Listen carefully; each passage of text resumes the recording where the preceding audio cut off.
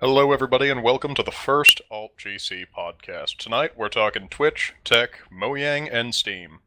Joining me, we have BellLabs, Alex, Skies, and Preacher.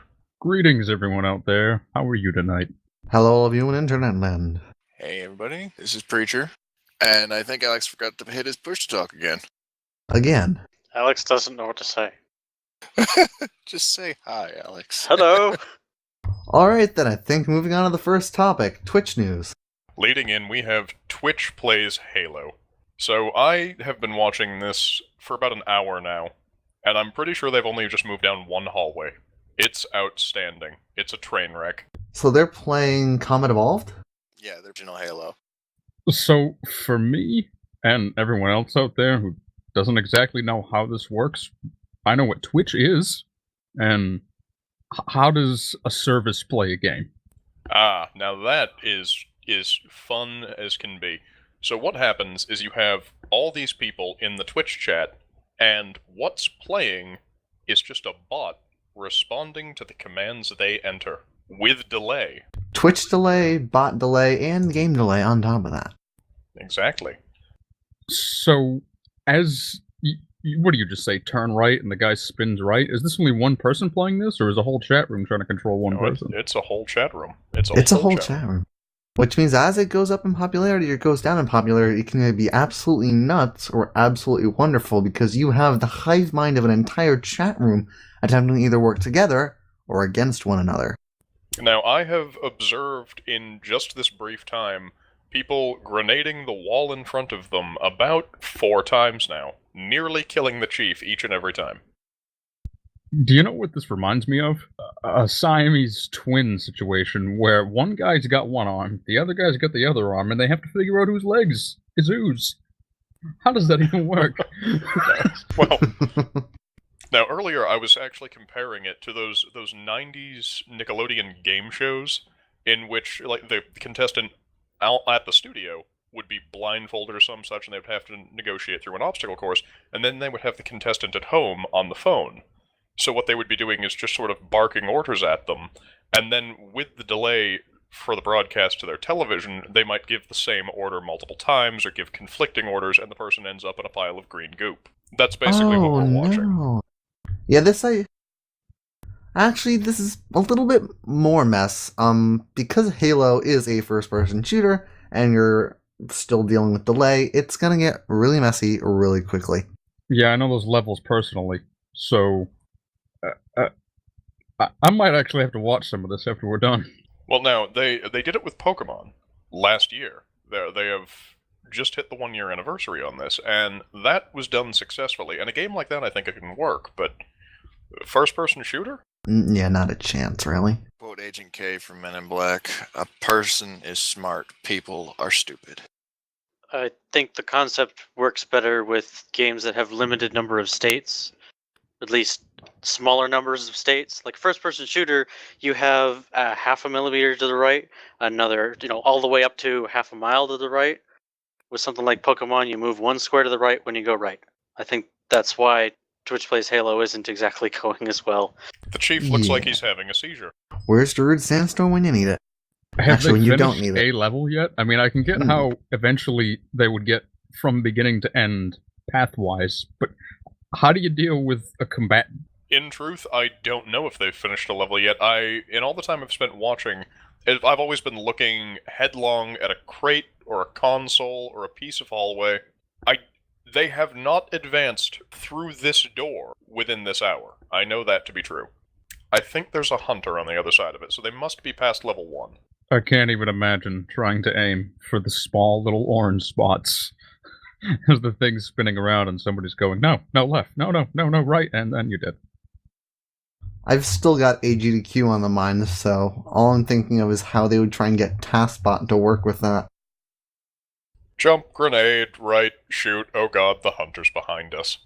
Yeah, that seems like it would sum it up pretty well. Wow, okay. Not bad.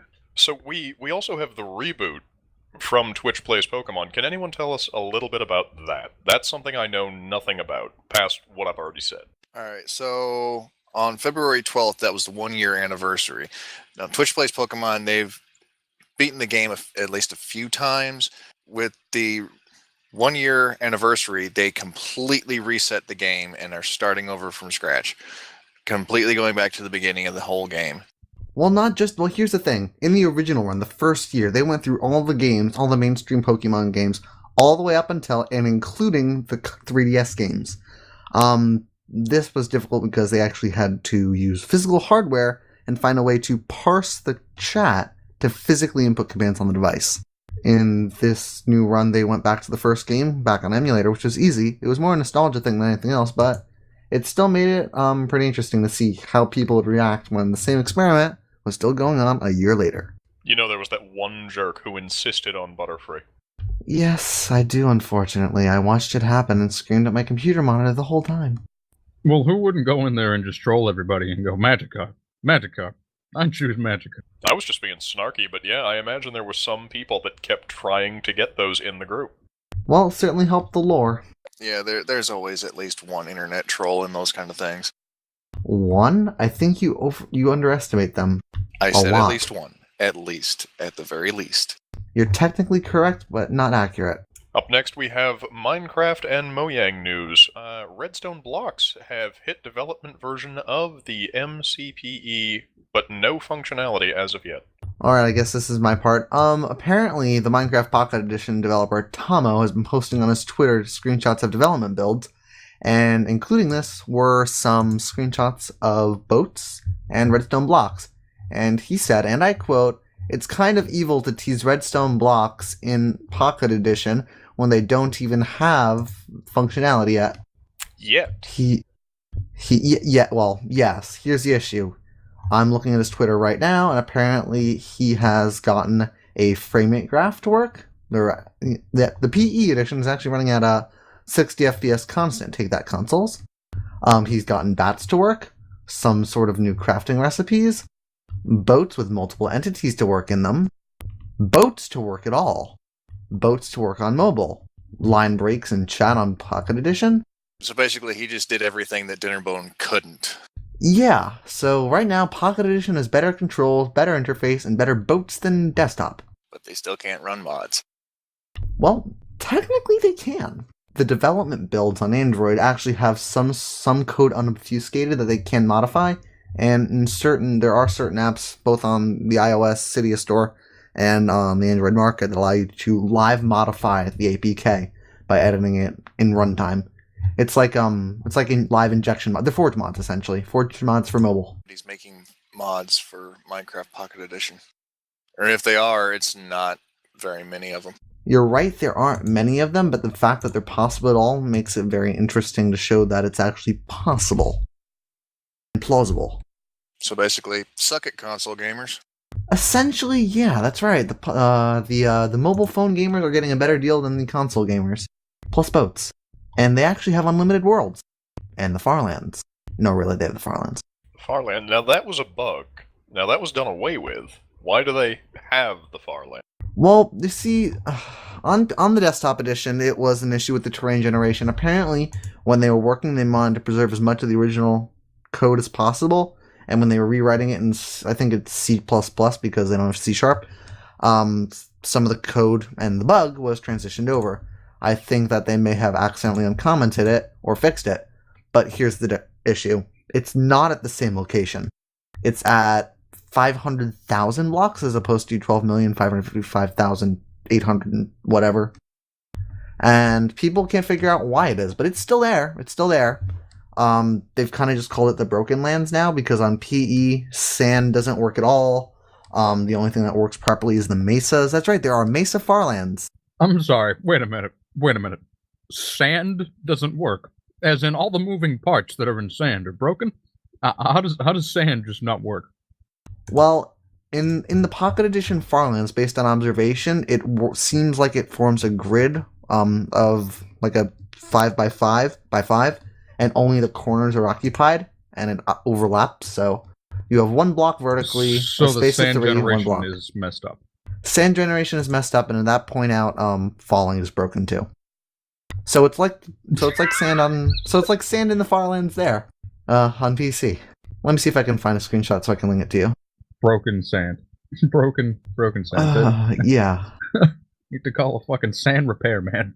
Broken sand. Sorry guys, I just couldn't code this square block right. It's too complicated, man. I found a screenshot of the corner Farlands in Pocket Edition, put it in the Skype group because I didn't want to ping Mumble. It's all chunk errors. Well, yes, but that's the actual Farlands, and the fact that it exists at all is impressive. That portion in the corner is what I was referring to. Imagine that was sand. Well then, Jake, in that case, if you'd be so kind as to sacrifice the goat, we can move on. Indeed. In other Mojang news, we have Scrolls getting a new update, version 1.2. Now, I've never touched Scrolls. Have any of you? I touched it a little bit because I thought it was an interesting thing, and I looked at it a little bit. Alright, essentially Scrolls is Mojang's version of Hearthstone, from what I can tell. That's essentially it. Does it involve a massive pay-to-play gimmick? No pay-to-play gimmick, so it's Hearthstone without pay-to-play. I mean, you can pay-to-play, but it doesn't give you any advantage, really. Oh, okay, well that's a plus. It's like TF2, I guess. It's not pay-to-win, it's not pay-to-play, it's pay-to-hats. Ah.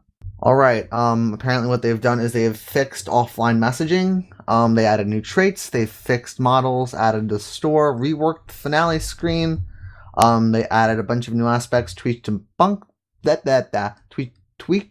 of stuff in-game, and apparently they fixed stuff in the Android version. I didn't know they had an Android version, did you? That I did know, yes. Yeah. Yep, they've definitely got that. Yup. Alright, apparently they had to rebalance a bunch of stuff under the categories of energy, order, decay, and growth. Apparently, these are like aspects in game, I guess. That is definitely what these pictures are reminding me of. Is that really such a bad thing? Shit I saw on like Law's cards. It is not really a negative. I mean, it's got some really good art from what I can see. But yeah, it really does remind me of that almost identically. Which is unfortunate, too, because I could never really get into those things. It wasn't for a lack of trying, I could get into them for about a week, but it couldn't hold my attention. There's different kinds of mana. Yeah. There isn't a single kind of mana, so each of those is a different kind of mana. It's closer to Magic the Gathering.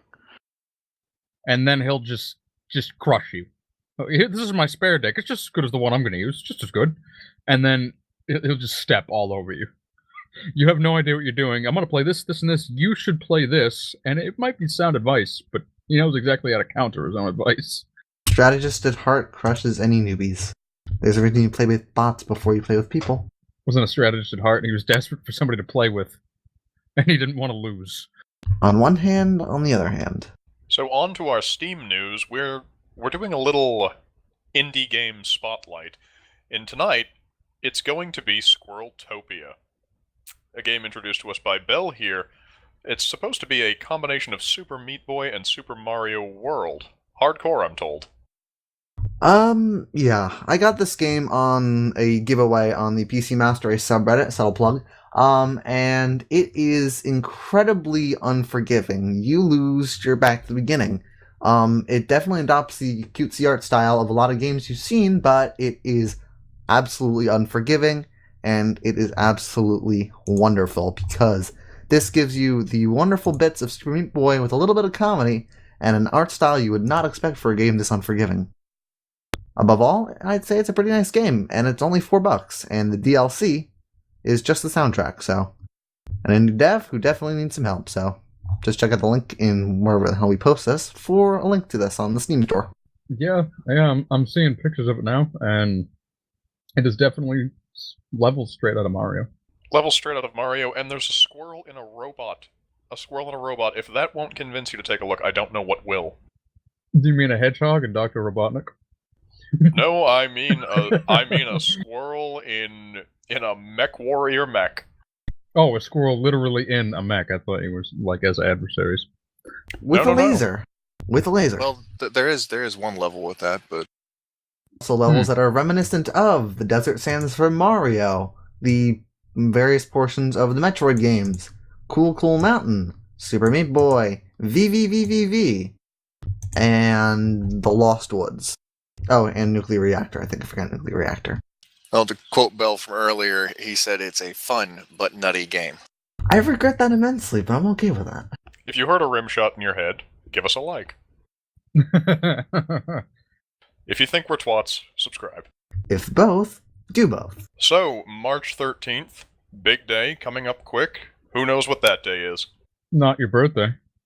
No, not my birthday. It's Life is Strange episode, on the other hand. Now, I love the episodic games. I love Telltale games. I love all those little exploration games, where, especially ones where you get to manipulate the outcome and the story can go in a variety of different ways. I'll admit I had some trouble with this one, because they do make you play as an 18-year-old girl, and I couldn't relate to the character. It's hard to identify with somebody like that when you're somebody like us. On the other hand, the game is downright magical. The rewind feature, bringing you right back, letting you explore each and every possibility, it adds to the tension, really, because you get to just keep flip-flopping, oh, how do I want this to go? I don't know what's going to happen. And Episode 1 did take a number of surprising turns. I'm actually looking forward to see all 5 of them. To be perfectly honest, me myself, I didn't like the episodic gameplay style much before this. Once I saw how well it could be implemented in something like this, I actually decided that it's not that bad a way to do anything at all. I mean, I'd have to say, I think Square Enix really did a good job implementing it. Anyone else? Sorry, you were the only one in that game's corner. I'm apparently the only one that's had anything to do with it. That's okay. I don't mind. Now, here's one for you, though, Skies. Oh, yes, just for you. Well, and I. But Homeworld Remastered, released currently with a $35 USD price tag. How have you been loving it? See, now, I've seen a lot of bad press on a Facebook group that I've been in for Homeworld 3 for, like, years, way before Gearbox ever got the rights to the game. And they've hyped it. Now that it's out, all they're doing is complaining about how broken it is. And now I've played through about 99% of it, and there have been a bug here and there, but it's not broken. Is it a little unbalanced at times? Yeah, but it's $35, and you got 2 cleaned up old games and 2 completely remastered other games. I mean, for $35, that's not bad. That was an awful lot of work for them to do. Did they have to hire voice actors? No, but they did bring in some to do work on it. And I mean, $35 for a bunch of professionals to come in and act for you and take models that were made 15 years ago and make them look like there was something done today. You're getting a lot of value for that money, especially for like all the fanboys of Homeworld out there. It is good stuff. Well, for all of us who aren't space real-time strategies, space shooter, whatever, fans, what's the difference between this and, say, Star Citizen? Explain. Other than Star Citizen being a first-person simulation as it's intended, and this being an RTS more akin to, say, Warcraft or StarCraft. Only the big difference is it's on a 3D plane rather than 2D. It does add a level of depth to the game. It's probably why it's aged so well. I can't really think of another game that's done that with 3 dimensions. I can think of a lot that have done it with 2, like you said, StarCraft being a huge example. Now, better than that, though, isn't just that this game carried on for 15 years by itself. This game was carried for 15 years by its modders. And I would feel remiss if I didn't if I didn't mention the Complex team, doing a phenomenal job for years, bringing new life to that game on a consistent basis, and the best part of this news is they're already working on the new version. Yeah, it's called Homeworld Rebirth, and cross your fingers, it'll be out soon. Now, when I first saw this game, when it first got released, I wanted it then, and I still want it now. I have yet to actually buy it or play it myself, but oh my god, if I had the funds, I would so totally get it. Now, the one hitch in this amazing re-release of a 15-year-old game has been the Steam. Now, I understand it's a beta, and I won't criticize it too harshly. However, just the other night, it took AltGC and myself a solid hour just to get into a game. I'll admit 20 minutes of that was due to our own incompetence, due to settings like fix locations, lock teams. A good other chunk being full screen windowed or not. But there were some decent connection issues. We've seen problems like the game telling us we've got mods installed when we're all clean and completely STD free. We've got nothing. It's vanilla. We're all virgins, and it's just not letting us into a lobby for some reason. Because it's convinced we have mods, crashes when we load, crashes during a loading screen. They're infrequent, but they do exist. Yeah, they do. Yeah, but that's just for the multiplayer beta, correct? That is. I have yet to find a problem with any of the campaign. Yeah. All they really need is some ship balancing, maybe a couple of bug fixes, but I can appreciate them getting this game to me in a very workable state a month earlier than they would have from a perfect state. That's true. Work has not stopped. It does continue, and I look forward to it being completely bug-free. And sacrifice the pig. Sacrifice the pig. Valve. Valve has announced a partnership with HTC for a VR headset. Like Oculus? A bit like Oculus, I imagine, yes. I don't have too many details. Preacher? No, actually, I think it was Bell that brought us that one. Was it? Alright, Bell. Do you think there'll be a dozen development versions before we get to a commercial release? Not that Oculus has done that yet, but it would be nice to see a commercial release out of one of these things. Well, to be perfectly honest, Valve themselves haven't even done more than a few versions. I mean, they had one in-house version, which was guarded religiously, and only a few people ever got to see. And then there was the HTC Vive shown off at Game Developers Conference. Still going on, by the way. Apparently this is a revolutionary device, and people said that about the Oculus, because according to reports, even the most motion sick didn't get any of it, which means the worst effects of VR, the main turnoff was people getting motion sick or being unable to cope, don't happen with it.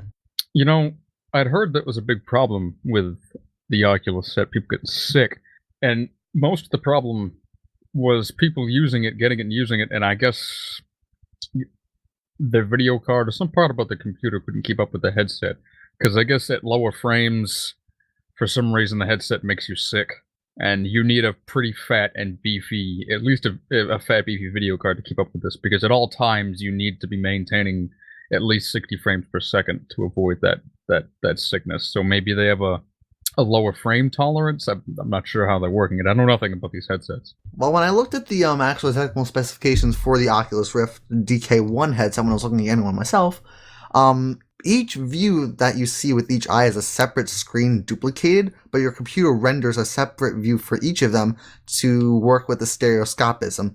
Valve's headset does the same thing, but because of the way it works, it's not rendering this two scenes, it's rendering the same scene twice.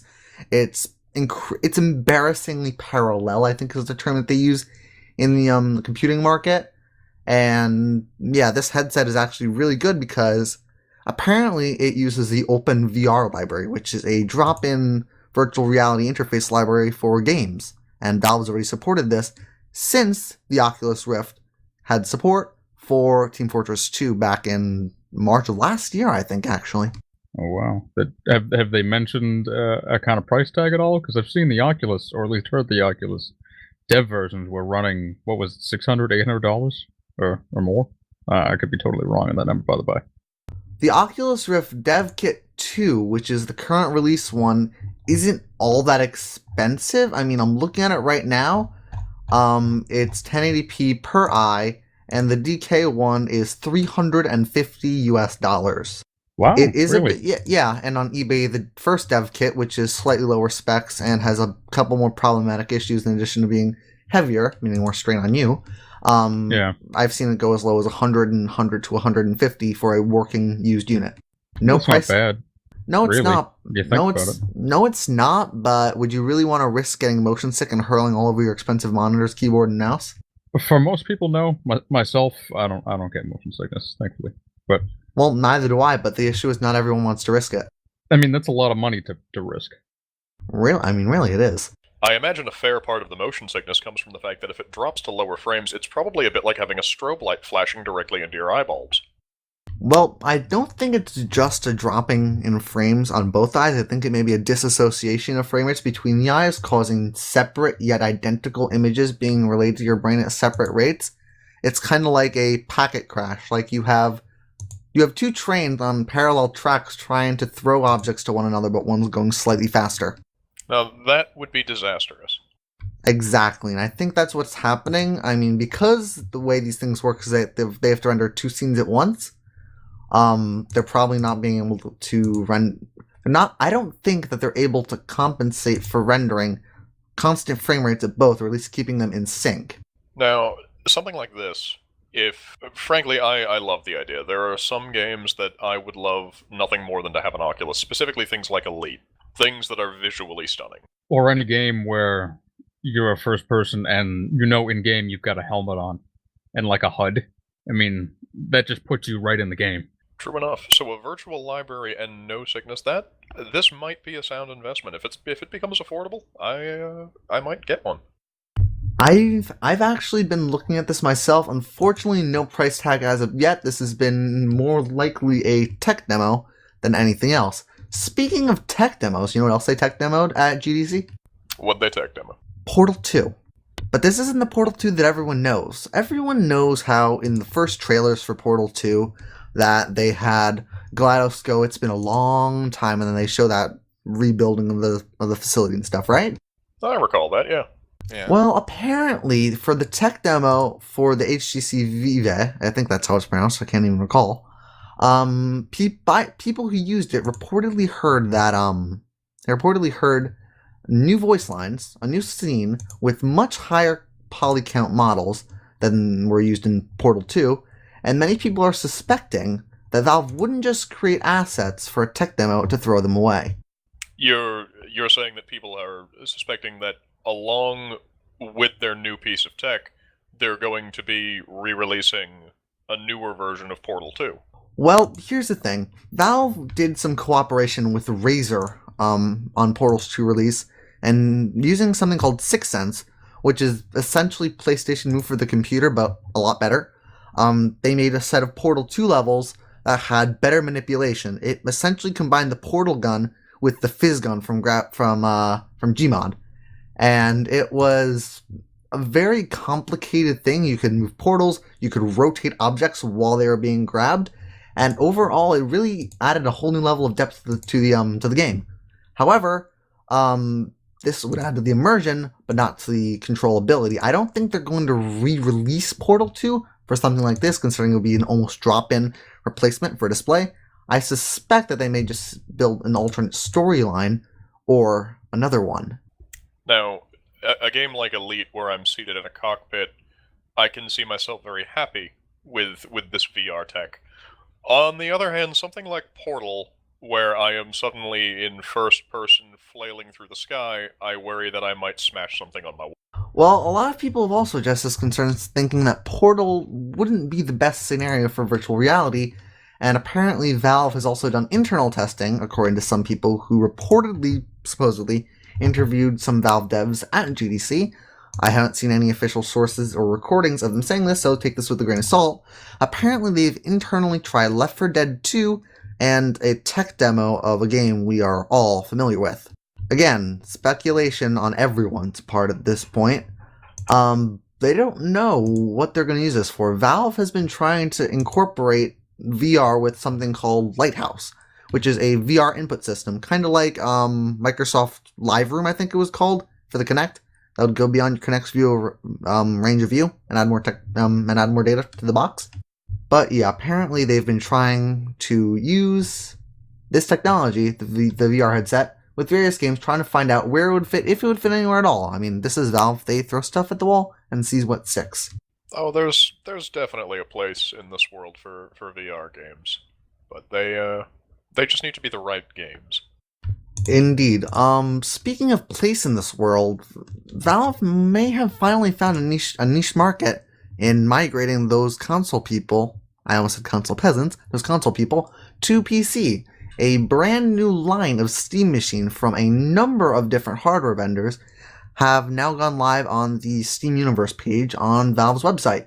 Now, I have to admit, actually, I just don't get this. I have tried to understand, and I have failed. Talking about the Steam Link and that thing we were talking about the other night, right? Indeed, I don't get Steam OS, I don't get the Steam machines, and I just don't get Steam Link. I don't understand why these services need to exist. Alright, Steam Link is fairly self-explanatory. It's essentially a Chromecast for games. For those of us who don't necessarily have a computer worthy of NASA and want to play a game on the couch, moving backwards, as some people would say, we want to kick back and relax. No, not wanting to use a keyboard and mouse. Maybe we just want to sit back on the couch with a Xbox pad or a Steam pad and just play games. I mean, everyone likes to do that sometimes. And that's what the Steam Link is aimed at. It's aimed to allow people to lean back and either play with family or whatever, and use your PC hardware where anywhere in the house, essentially. It's in-house streaming, but on a dedicated device. They'll have a market for that somewhat in people like me, because I would have children go through the pain of assisting the girl through labor, the 9 months of pregnancy, all of that, and then sell those children to get something that was as ergonomic and as comfortable as a controller, but as universal as a keyboard. In a heartbeat, those children would be gone. So they do have a market for this. Oh, definitely. I mean, I'm not old enough to have kids, thank goodness, but I have siblings, and I definitely don't want to let them use my computer, so this would actually be really nice for me. I just have this image of my head, you trundling off to the butcher shop with 2 children in tow. You kids live with Mr. Marconi now. Hey, it's just worth it. It's just worth it, be it a butcher shop, slavery, doesn't matter. China. The sound of a meat grinder humming to life ominously in the distance. Alright, speaking of Steam Link, Valve has published their final documentation and design spec for the Steam Controller, a $50 add-on module for Steam Link and for your PC. Well, let's not forget they also took all the old controllers away. Well, old controllers of Valve or old controllers for everything? Old controllers from Valve. Well, the old Valve controllers were nothing more than prototypes. I mean, they may have been nice, but they were just technology prototypes at best. I mean, they didn't really expect them to gain popularity. The idea was always constant, but what they've settled on, I mean, I'm probably going to end up linking an image, but they have 2 directional pads, a joystick, 4 buttons, a return button, a forward button, and a Steam button. And this is essentially just, I think it's essentially just an Xbox pad with a reversed left hand. I mean, that still doesn't address the core issue of taking functionality away from something that people have already purchased. Well, people haven't purchased the Steam controller yet. It hasn't even gone up for sale. The first and only one they're going to be able to buy is the one that they've published on their website with the specifications I've just spoken of. Anything before that was things they've given away or published with Steam machines, which I don't think they have. I mean, this is the first release. People haven't gotten anything yet. Oh, I thought Slightly mentioned that he had some sort of controller from them. Well, to be perfectly honest, Valve did publish an internal and external run where they would send out these devices, their Steam boxes. From what I've heard, they made about 300 of them. There was a beta program where they released their beta controllers and their beta devices to people to test to figure out whether there was a market or not. And it's very possible that Slightly may have gotten one of these machines. I know one of my father's coworkers did, actually, and they ended up playing Civ 5 on it in 4K. Oh, okay. Now, if it's not technology that people have been purchasing, this is another matter entirely. Yeah, that's a complete retraction on my part, then. If it's not something that people have put their money into, then no, they can do whatever they want. Yeah, Valve has just been releasing various screenshots to the public to determine what the public would want. I mean, they obviously can't post saying, well, you people said you didn't like this, so let's try this. Oh, no, the public goes, no, we don't like this. Well, shit, we just made 1 million of them. What are you going to do now? They've been working on this from a photo that was published on, I think, their Twitter. They had over 30 iterations as of halfway between their first prototype in GDC, which is about 7 months ago. 30 prototypes.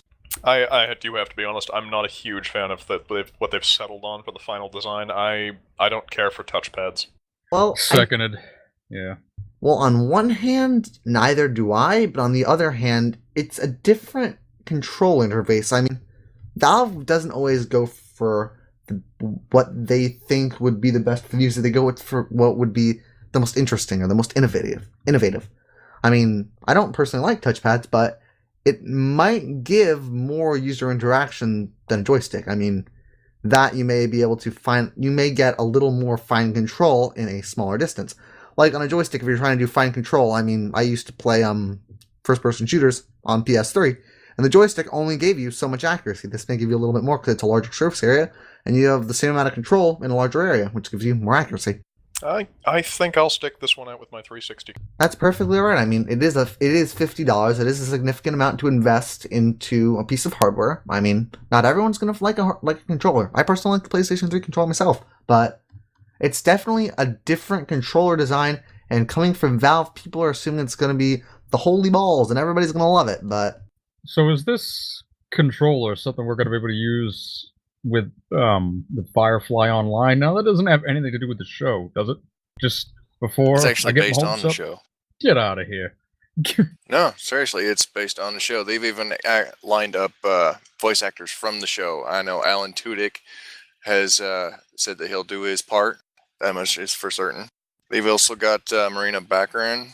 They've got her lined up to do voice acting. You can actually go out, get a job, fly your ship, land on a planet, do the job, get back on your ship, go flying off somewhere else, land on another planet, and possibly run into the big damn heroes themselves. This is gonna be like the cowboy version of Star Citizen. Yeah, basically. yes, it is, and the Whedon fans are gonna blow their minds and other things over it. All I know is as soon as I heard word about it, I had to check to make sure my wallet was still in my pants and not shoved into my DVD drive. Mine was shoved into my DVD drive. Nothing happened. I don't have a wallet anymore. I tried putting cash money just directly into the computer, and nothing happened. You know, I removed the leather from the money. It doesn't work. That only works for Steam sales, buddy. And the really sad thing about it is on the website, they only have like 2 or 3 screenshots of actual gameplay. And, well, I think that's all they really need because they look really good. So is this correct? Spring of 2015 for something like this? Yeah. That only has a few screenshots? That doesn't even seem possible. You know, I was a bit skeptical myself, actually, because there's not a lot of information on their website. Frankly, I don't know what kind of core gameplay mechanics to expect. I'm feeling very unsure of what type of game this is supposed to be. They have some statements saying what it isn't, but I don't have a clear picture of what it is. Obviously, that is a major drawback, and their website doesn't give much information. It gives what it is, which is apparently it's a multi-user strategic role-playing game set in the universe of Joss Whedon's cult classic television show, Firefly. And that's essentially the synopsis of what they claim it's to be, but there isn't much information supporting that. You know what I bet it is? What? It's early access. Oh, So we got God. nothing now, and then in spring will come the very first version. Which will probably be written in Unity with worse physics than, what's the game with really bad physics? I don't know. Super Mario 64 with 1,000 game chart sheets. Now, you know, new Unity is doing much better than the old one. Although I will say, Unreal 4 engine, free. Oh yeah, Unreal Engine 4 is definitely a groundbreaking thing. I mean, the guys behind Unreal have been working day and night to get that thing to launch status, and they were going to make it free for educators and free for students, but now they've really pulled their head into the spotlight, and they have put themselves in a wonderful situation, making it free for everyone to use, assuming you make less than $3,000 per quarter on it. Now that is magical right there. What kind of engine is this for? Like, what kind of game is this engine geared at? Unreal Engine is geared at damn near anything. I mean, you can use it for anything from a way to show off a land. You can use it for isometric games, first-person shooters, MOBAs, MMOs. It doesn't matter. Unreal Engine is essentially it's the new Unity. Their website has screenshots for mobile games, one of which looks suspiciously like a screenshot from Halo, one of them which looks suspiciously like a chicken version of Flappy Bird. They have a UI which isn't bad. They have a wonderful selection of pre-rendered assets, a raw code editor for the people who know what they're doing, built in C++, and more than 3 million lines of code on GitHub, they say. Well, does it support multi-cores? Is the big issue. I think would be the big question. Like, I know Unity 4 didn't. I'm not sure if 5 does now. They released that not that long ago. Now, it picks up where Unity leaves off. I believe, yes, this is Unreal 4. I'm looking at this right now. They claim that it uses C. You have access to the entire C++ engine and editor, which means if you code it in multicore, it'll use multicore. Okay. Good. Well, that's definitely a big plus in its favor. I will say, in Unity's defense, though, they really have picked it up with their new version. Things are better than they ever have been. There's no question about that. But I look forward to seeing more games being built on the now that more alternatives for developers are available. I mean, without a doubt, competition is always a good thing, especially in the world of development. I mean, even just between Unity and Unreal, it gives developers an obvious and apparent choice, considering both have multi-platform publishing, raw source code editing, and an enormous selection of tutorials and libraries, not to mention professional helplines. Did you say professional helplines? Yes. Well, professional Sorry, support. it just sounded more like something I would call if I had swallowed Clorox or were about to leap out a window. It sounded very mental healthy or accident. Well, when I say professional hotline, I mean more like online support forum for when you have crashes and you have 99 bugs and the code you patch went down and you have infinity now. Homeworld crash. Call the poison control center. Hey, there are some, engine-destroying bugs out there that, that's basically their poison control center level of emergency. If the engine breaks in an MMO, you're pretty much doomed. I mean, even well-established AAA games have occasionally been known to shit the bed. Kerbal Space Program, almost. Okay. AAA? In the interest of this podcast, I will ignore those words, and we will sacrifice another animal to move on to the next segment. Moving on, SanDisk has announced a brand new microSD card with over 200 gigabytes of internal storage in a single chip.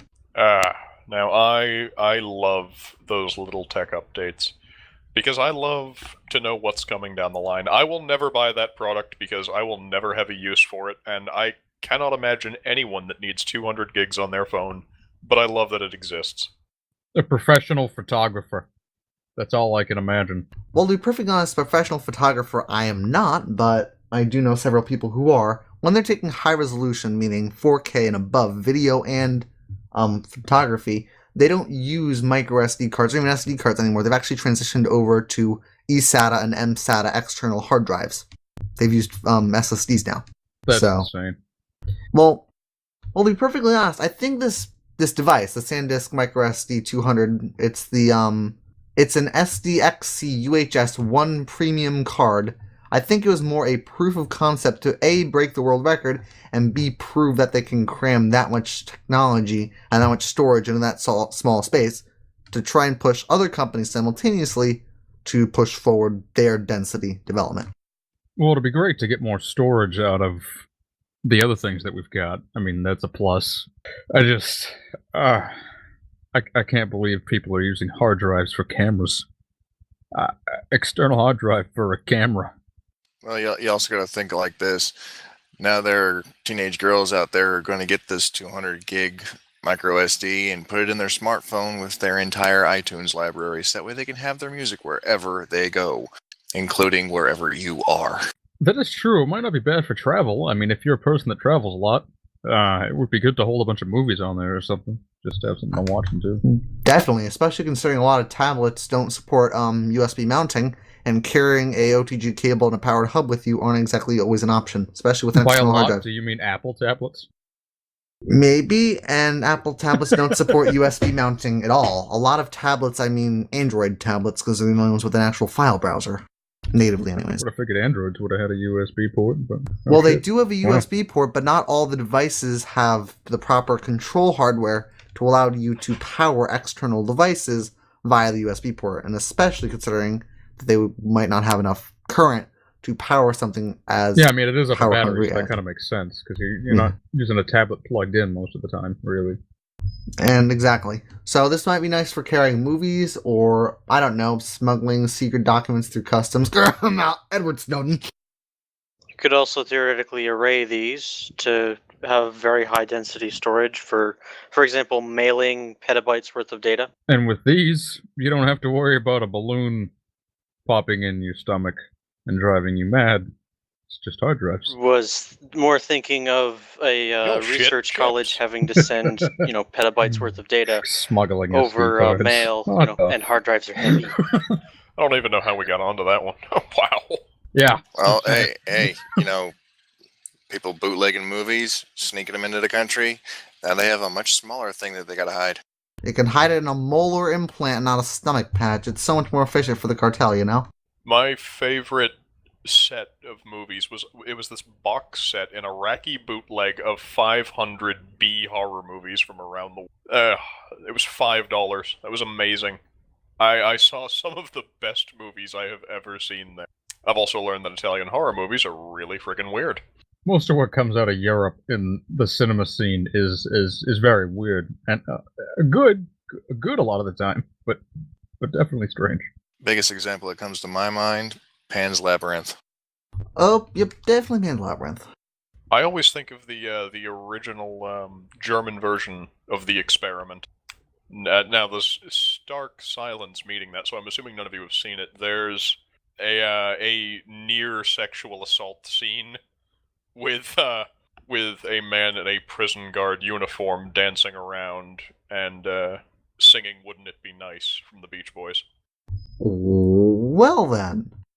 Wow. Can't be any worse than Human Centipede. It just can't be. No, not nearly.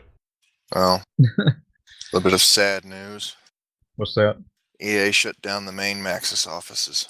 They're keeping the satellite offices open to finish out any upcoming DLC and finish up the mobile apps, but basically, Maxis is dead. Are they sequestering a group of maybe similarly religious people somewhere in a camp? I mean, they're getting up there with what they're doing. It's just worse. Little worse. By the way, we've got concentration camps. Well, that escalated quickly. Very quickly. But it wouldn't be surprising though. That's the thing about EA. They take these great companies, they buy them out, and then they take everything they've made and just said, nope, screw it, we're shutting you down.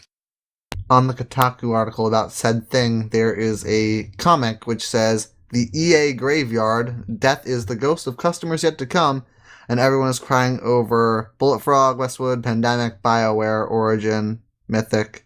Now, why would they do that? Don't they make The Sims? They do.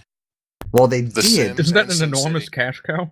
Yes, but more the DLC. Like they said, they're keeping the satellite offices open, but closing the main studio, meaning they're going to milk the mobile scene and the DLC scene as long as they can. Which means that the whole thing is going to turn sour and go south quicker than anything else. Well, it was already pretty sour after the SimCity That's the whole Always Online SimCity one. thing, yes. But The Sims 4 came out and kind of redeemed Maxis. Kind of? Kind of. You know, never for me. The Sims, I picked up The Sims 3 because I found it for something like 90% off, and I picked up the DLC that interested me most. I probably got 6 pieces of DLC for it and the game, and I didn't spend more than $20. And that was the only reason I would do it, because the core mechanics of The Sims haven't ever changed. Not since The Sims, the first Sim. The only thing they ever did that was even a little bit different was The Sims Medieval, which I loved, and unfortunately it was neglected and left to die after only 1 piece of DLC. But See, you I better didn't even know believe... about that. Oh no, it was magical. The formula was very different. I know about The Sims Medieval. I didn't know about the DLC. Oh no, they only had 1 piece, and then it was left to die. I loved that game. That was my favorite Sims because it was something new, something exciting, and it gave me the opportunity to go Game of Thrones, create 4 families that were all vying for control, and I kept murdering people off. Calm down, George R.R. Martin. Hey, I had almost as many casualties as him. Almost. Never will you. No. If you took all the Nazis I have killed in video games throughout my entire life, I would not hit George R.R. Martin's kill count. well then it's a shame that EA shut down Maxis. But to be perfectly honest, I would rather them shut it down than run it further into the ground publicly. I mean, they can drive the DLC, they can drive the mobile market. It's already dead to everybody. But I would rather them not put out another bad game. Put them down where they still got a name. They have a solid overall. Maxis? Yes. EA? No. Well, no, I mean EA has regularly earned people's ire, and with good reason do people talk some smack about them. It's they do bad things. They've done Activision's, they've done Microsoft's, and to be perfectly honest, they still turned out a decent game once in a while. But I am sad to see that they're gone after 12 years. I really am. Well, I'm sure the people they shit all over, who are now jobless, will turn it around and make their own small indie studio, and we'll see an early access game from them on Steam soon enough. No doubt. I mean, the people who made some of the Banjo-Kazooie developers actually founded an indie studio. I mean, I remember reading something about that on Reddit. Not much has shown up, but they did form an indie studio. There you go. There was always life and death. All right, so in closing, basically we've covered everything from Twitch Plays Halo to Twitch Plays Pokemon to Minecraft, more Steam news than I thought was available. Oh my lord, that was a lot of stuff. Unreal Engine being completely free, which means we're going to get a whole lot of pretty games with crappy game mechanics probably. Ginormous micro SD storage, which means we're going to see a lot of people, smuggling micro SD cards across the border instead of actual hard drives. And in the end, EA does what EA does. No, I think we're all newsed out. It's about as much as we can tell the world. I do have to say that even this first version, this first one, we are miles ahead of any major news network, and they do well to take a few tips from us. I mean, obviously, we're so professional. Hey, we're better than Fox News any day of the week. That was the exact place I was about to cite. Damn. You beat me to it. A dead squirrel being quoted in CNN is more accurate than Fox News. In your face, Walter Cronkite. And that's all, folks. Thank you for joining us. We'll see you all next week. Bye, Ron.